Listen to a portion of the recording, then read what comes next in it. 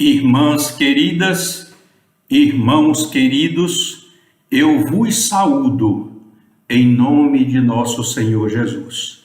Hoje, nesta segunda-feira, nós temos um tema lindo, maravilhoso, acima de tudo, que desperta a vontade de crescimento espiritual para podermos habitar em outros planetas, conforme o nosso desenvolvimento, conforme Jesus nos orienta.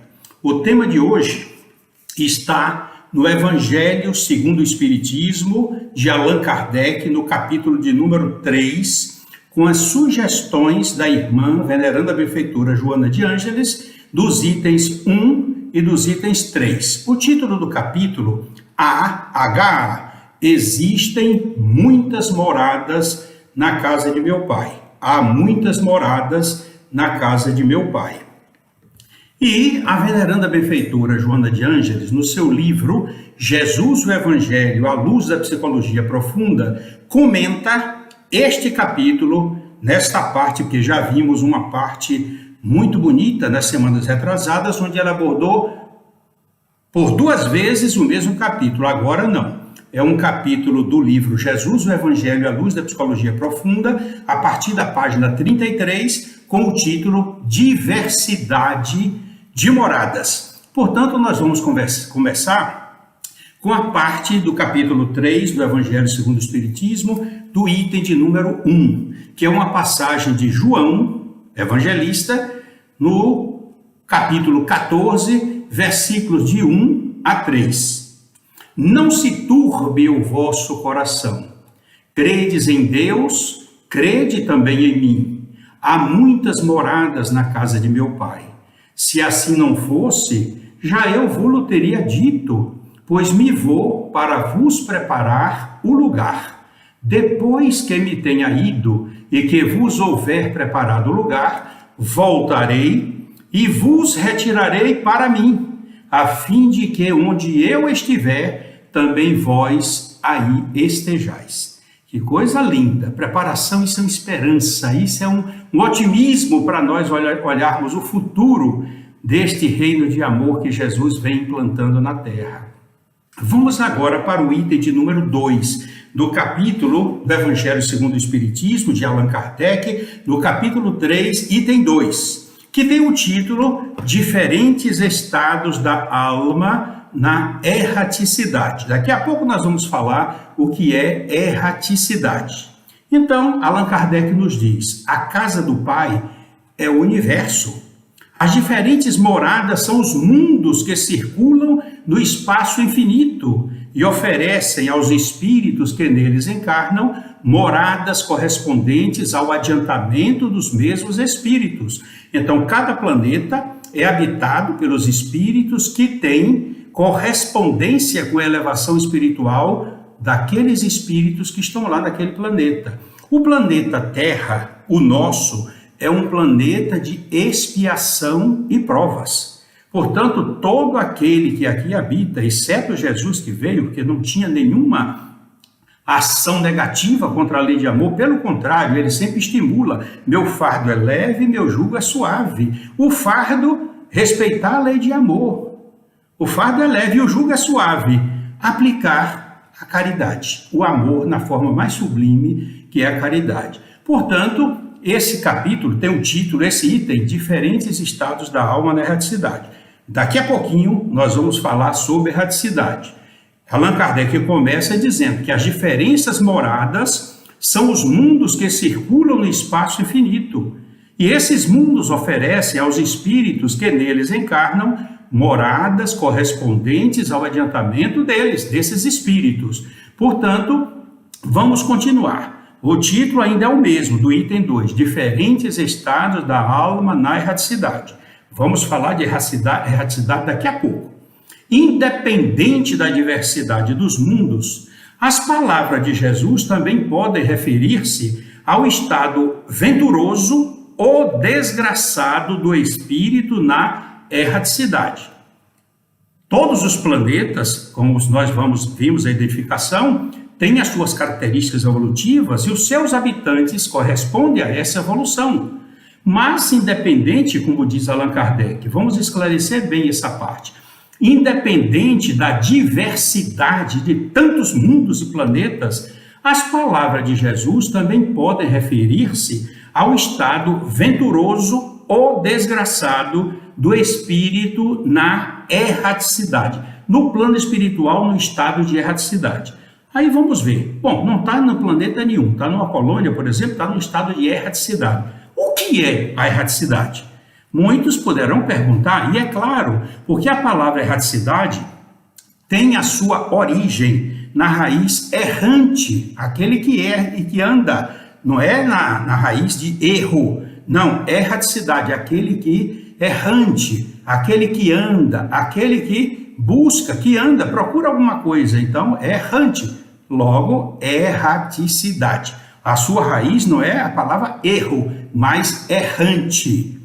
Nós vamos ver então quanto à questão da palavra erraticidade no livro dos Médiuns de Allan Kardec, no capítulo 32, quando ali está escrito: é o estado dos espíritos errantes ou erráticos, isto é, não encarnados, durante o intervalo das suas existências corpóreas. Então, entre uma existência e outra, aquele período se chama erraticidade, e ele é ocupado pelos espíritos não encarnados. Mas aí o assunto exige outra explicação, que nós vamos buscar venerando a benfeitora Joana de Ângeles, na página 214, quando ela explica com clareza o que é morte e o que é desencarnação. Então, repetindo, a erraticidade é o lugar dos espíritos não encarnados, ou seja, desencarnados. Vamos agora explicar com as palavras da veneranda benfeitora Joana de Ângeles, na página 214 do livro Jesus, o Evangelho, à luz da psicologia profunda. Vocês gravem para poder conferir depois de orientar muitos irmãos que morte é diferente de desencarnação. Ela diz que a morte real, a morte verdadeira, é a morte do corpo. Ela ocorre quando o tronco encefálico deixa de funcionar, dando início à desencarnação. Ou seja, o que é encarnação? Formada por 3 partes. En, o prefixo, só para vocês terem um exemplo, endoscopia. Tá vendo? É o exame que se faz introduzindo uma peça do aparelho para examinar o nosso estômago. Então, encarnação, encarnação, é a ação de o espírito mergulhar na carne. Desencarnação, olha, aí já está, fazer, desfazer, é o contrário. Desencarnação é a ação de o espírito abandonar, deixar a carne, deixar o corpo físico. Portanto, vamos acompanhar a veneranda benfeitora Joana de Ângeles, que é excelente essa explicação. A morte real ocorre quando o tronco encefálico deixa de funcionar, dando início à desencarnação. Muito bem, aí vocês já se localizaram. Bom, deixou de funcionar, dá-se início à desencarnação, cujo processo pode prolongar-se por tempo que corresponda ao estado evolutivo e de apego ou não do espírito ao corpo. Então, essa desencarnação, essa saída do espírito, desmembrar, deslocar, desgarrar-se da carne, do corpo, é um processo que pode levar minutos, horas, dias, semanas, anos, quinquênios e lá se vai. Nós não temos condições de prever. Por isso que já aconteceu uma vez, quando uma pessoa, amiga nossa, ela morreu, faleceu, o nome, vamos dizer assim, faleceu ou morreu, faleceu, e uma pessoa me encontrou na rua e perguntou: Ari, cadê fulano? Digo: olha, rapaz, ele morreu. A pessoa disse: mas vocês espíritas não dizem desencarnou? Bom, desencarnou quando eu sei que o espírito já deixou a carne, mas isso não se dá de uma hora para outra. Ele disse: como não? Alguns espíritos, isso nos mostra André Luiz nos seus livros, as descrições, de que ele visitando alguns cemitérios, ou o cemitério do Rio de Janeiro, eu não me recordo agora, mas ele visitando o cemitério, ele viu um cordão tipo prateado ligado do espírito ao corpo dentro da terra.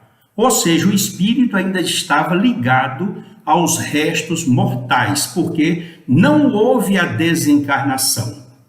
Por isso que a veneranda benfeitora Joana de Ângeles esclarece bem: a morte real, a morte verdadeira do corpo, ocorre quando o tronco encefálico deixa de funcionar, dando início à desencarnação. Se inicia, cujo processo pode prolongar-se por tempo que corresponda ao estado evolutivo e o estado de apego ou não do espírito ao corpo. Pronto, agora está bem claro aí.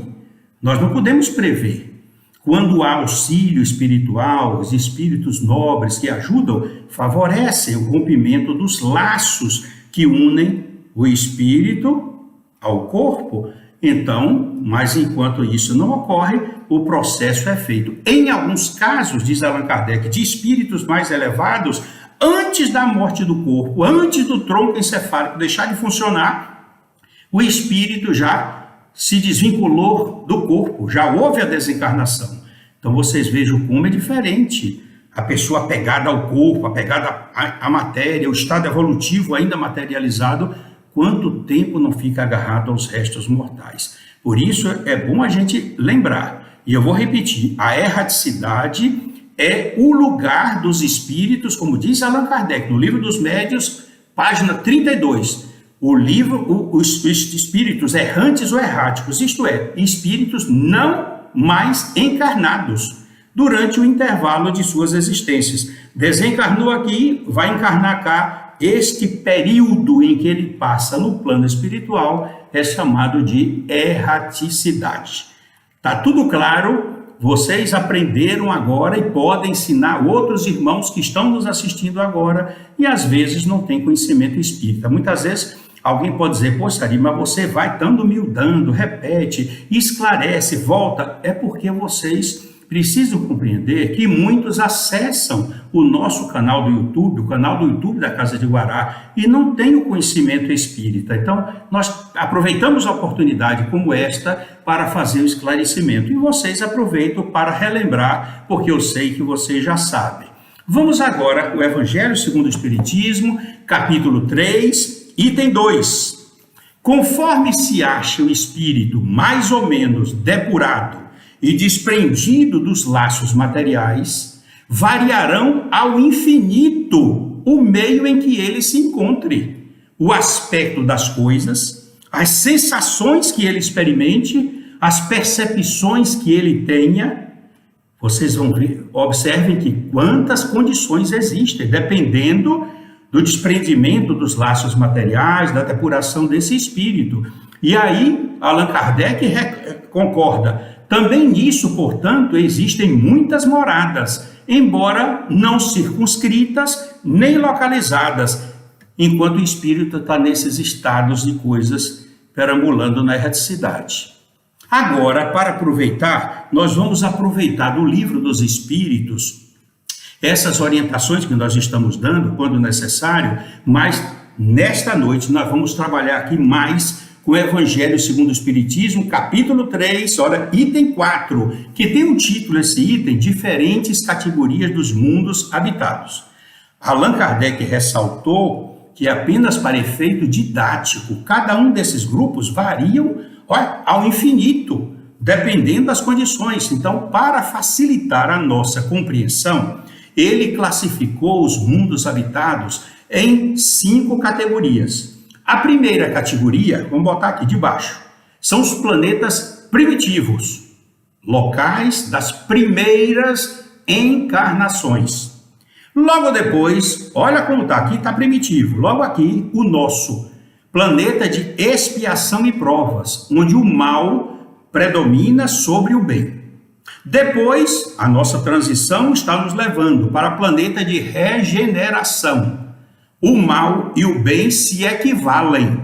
Então, nós estamos no planeta de expiação e provas. O bem vai crescer e o mal diminuir. Porque em planeta de regeneração, o mal e o bem se equivalem.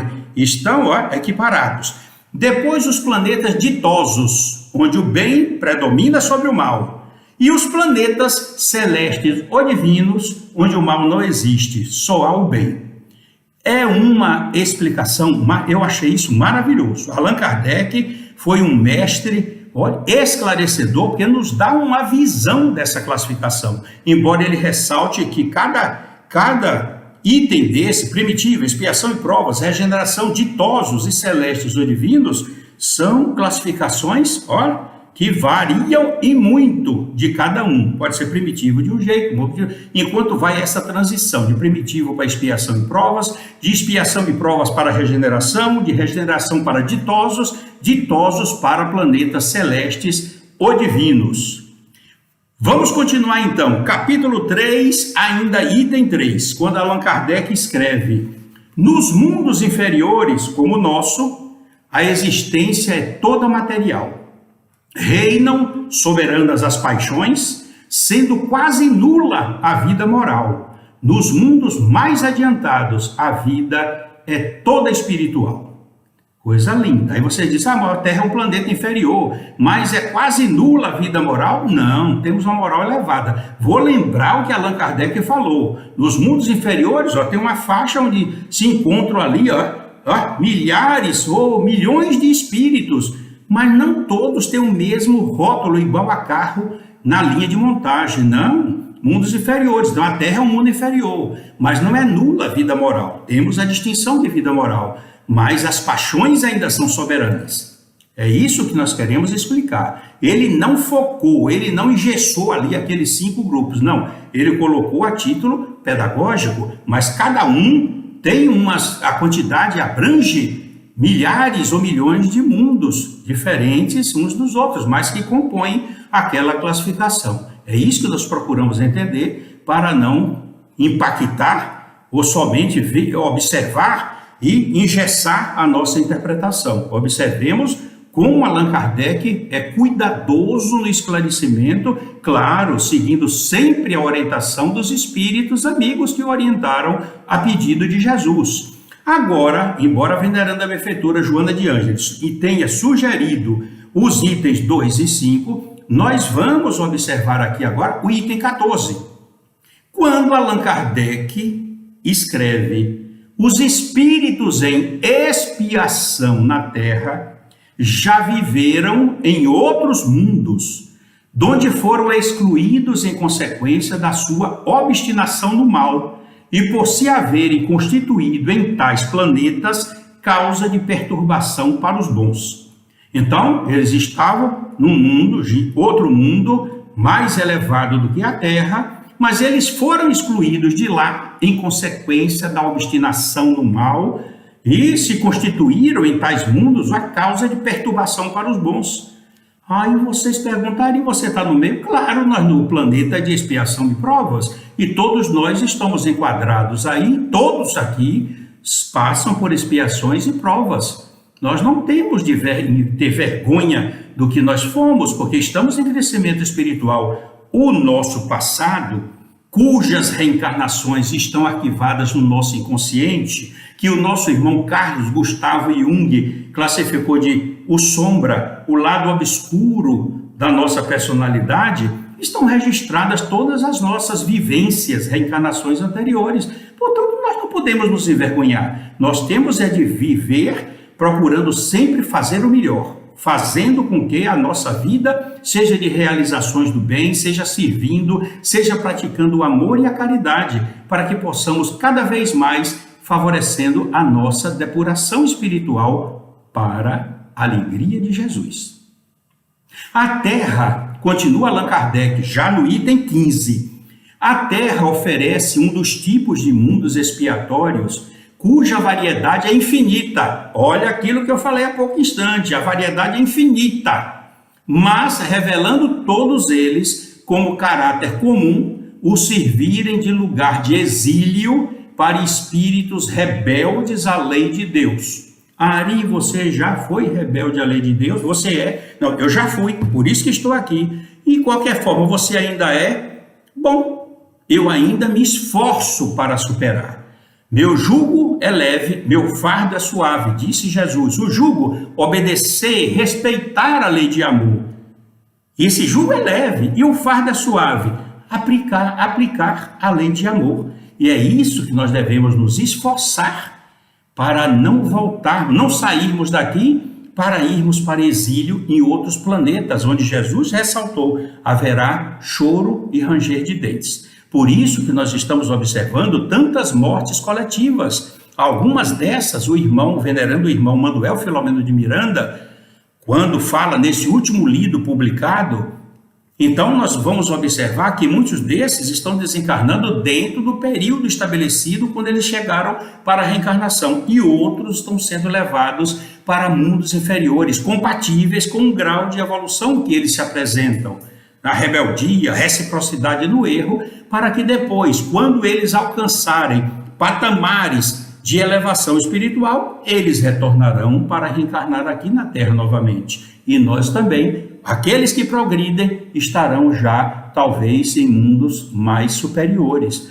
com as bênçãos de Jesus, dando-nos força, coragem, olha, dedicação e amando muito para resgatar todo o nosso passado de dores. Vamos agora à veneranda benfeitora Joana de Ângeles, no capítulo de número 3, quando ela começa a esclarecer. Mundos, quer dizer, planetas existem que podem ser considerados infernais, mas não é inferno, considerados infernais. Olha o adjetivo.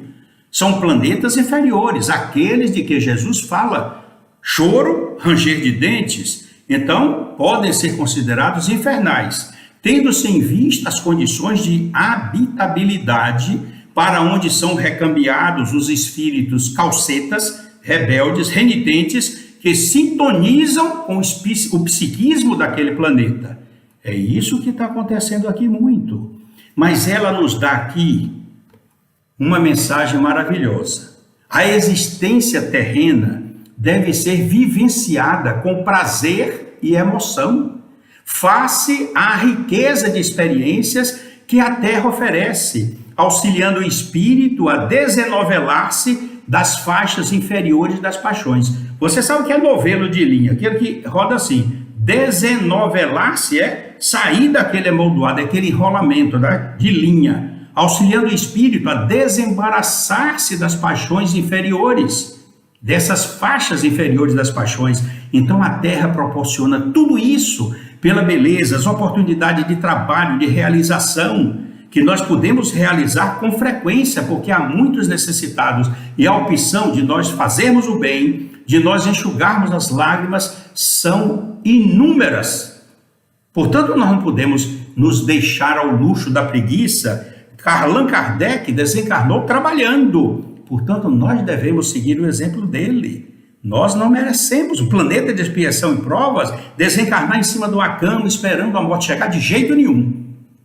Devemos pedir a Deus forças, coragem, saúde para realizarmos a cada dia de nossa existência muito mais bem, muito mais caridade, muito mais lágrimas enxugando, para que possamos fazer jus à nossa libertação e ir para um planeta mais elevado.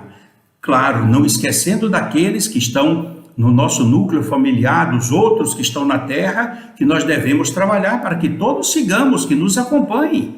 Um exemplo disso, que eu acho lindo, maravilhoso, divino, foi o Dr. Bezerra de Menezes, quando desencarnou, a história conhecida de que ele recebeu um convite de Nossa Mãe Maria Santíssima para, claro, ir habitar um planeta mais elevado, superior. Então ele chamou a mensageira de Nossa Senhora e pediu que ela intercedesse para que ele continuasse aqui na Terra, porque enquanto houvesse um brasileiro sofrendo, necessitado, ele não ficaria feliz saindo daqui para outro planeta. Ele preferiria continuar aqui, suavizando as lágrimas, aliviando as dores, dando esperança e alegria aos irmãos que ainda estão peregrinando nas faixas do sofrimento. Isto é que é maravilhoso, isso é um exemplo que nós devemos seguir, que devemos exercitar na nossa existência. Vamos agora para a página 38 do livro Jesus, o Evangelho à Luz da Psicologia Profunda. Com toda justeza, portanto, diz a veneranda benfeitora Joana de Ângeles, considerando a ignorância humana e elucidando quanto à necessidade da plenitude, Jesus explicitou que existem muitas moradas na casa de meu Pai, em convite sutil, ao mesmo tempo direto, para que todos se empenhem por alcançar todas essas moradas, ou seja, incentivando ao progresso espiritual.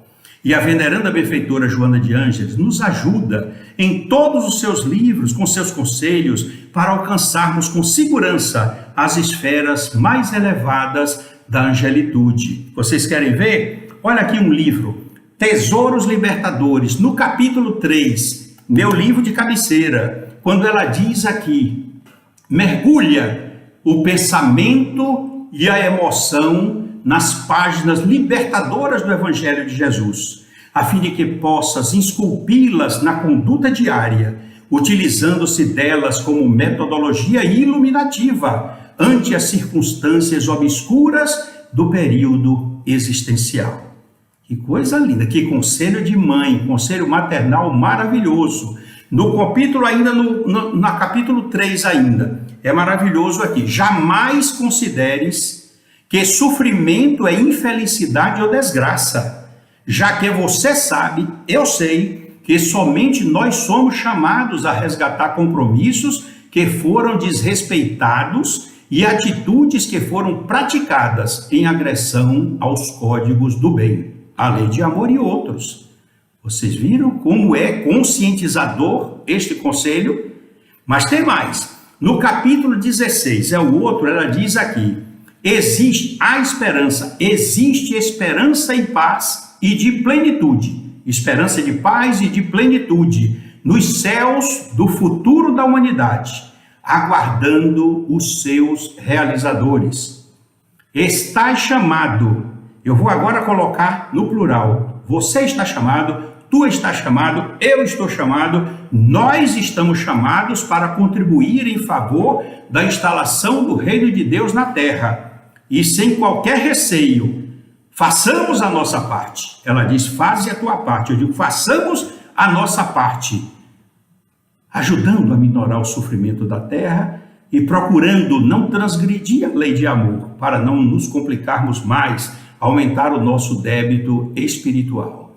E agora, nós vamos aqui no livro, que é outro livro lindo, Libertação do Sofrimento, na páginas 10 e 11, quando ela diz, aquele que encontrou Jesus dispõe dos melhores recursos da coragem e da alegria para todos os enfrentamentos e com a contribuição ímpar do Espiritismo, resolver todos os problemas com a mente lúcida e o sentimento pacificado.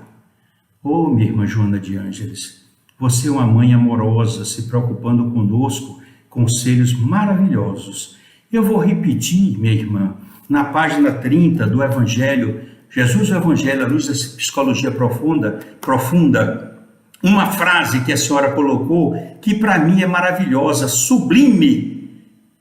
Jesus explicitou que existem muitas moradas na casa de meu Pai, em convite sutil, mas ao mesmo tempo direto, para que todos nós nos empenhássemos por alcançar essas moradas no infinito.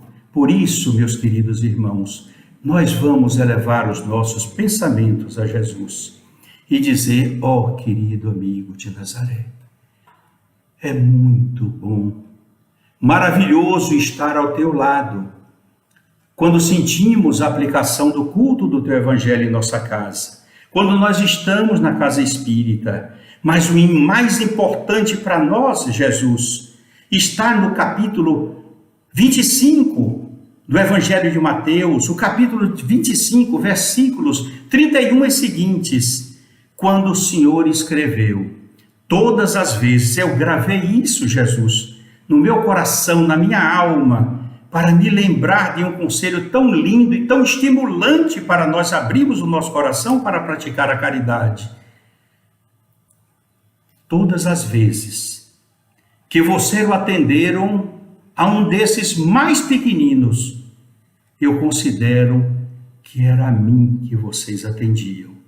Passai à direita, benditos do meu Pai, para o lugar que vos está preparado desde o começo do mundo. Não é preparado para mim, para vocês, não. O lugar que está preparado para todos aqueles que praticam a caridade, que praticam o amor na sua expansão mais sublime, que enxugam lágrimas, que fazem o bem, que movem o mundo com o seu amor, com o seu trabalho, com as suas realizações, perdoando sempre, amando, desculpando, fazendo com que as suas realizações sejam dignificantes para mudar o colorido do nosso planeta.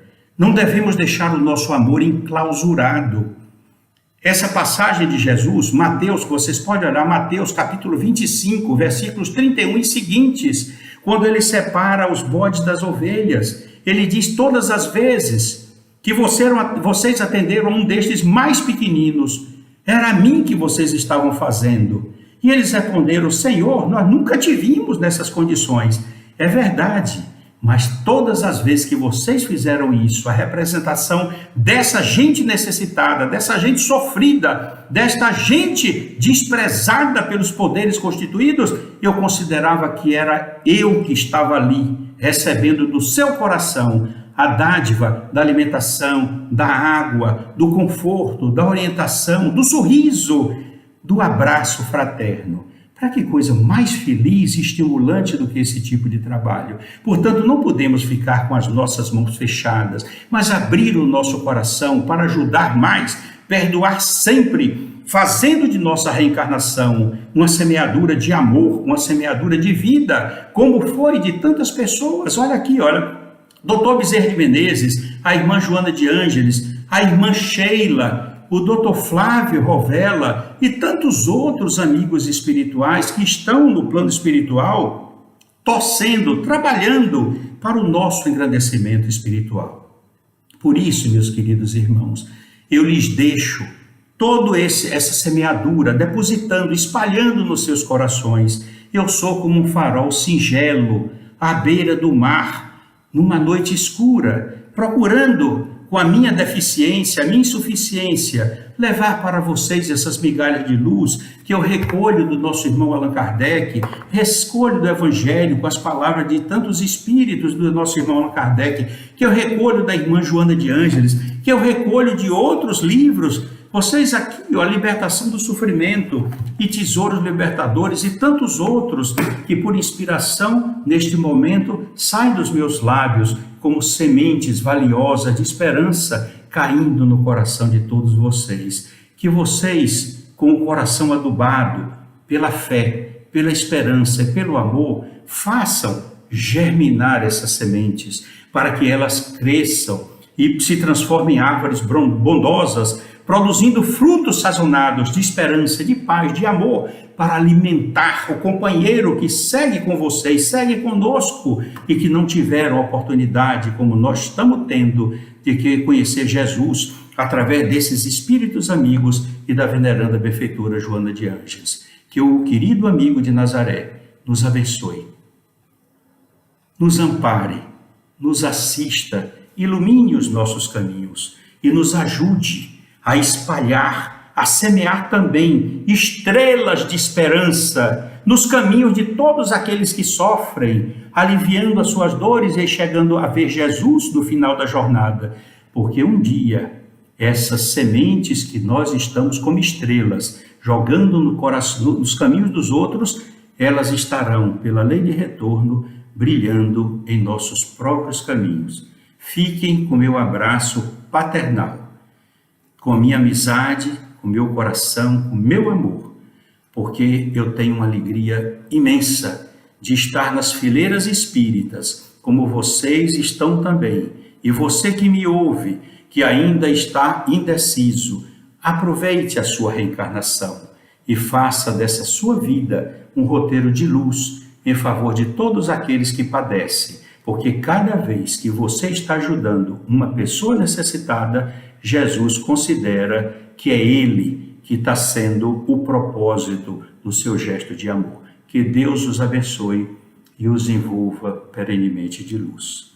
Que assim seja.